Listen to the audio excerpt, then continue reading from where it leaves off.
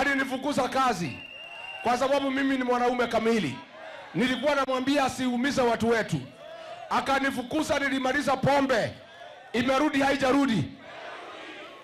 Akanifukuza kwa sababu nilikuwa nimetengeneza kahawa na majani chai.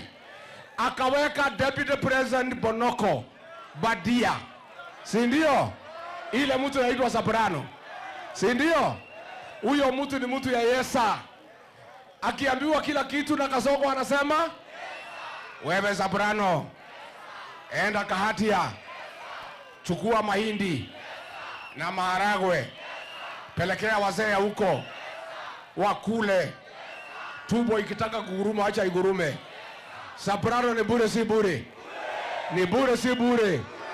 Pale Meru mimi nilimuita akiwa waziri ya usalama, nikamuuliza, wewe Kindiki, wewe ni mtoto wetu hapa mlimani. Mimi naona wewe West Pokot, naona wewe Baringo, naona wewe Marakwet unasaidia Wakalenjin, na ni sawa kwa sababu ni Wakenya, wasipigwa na mabadia.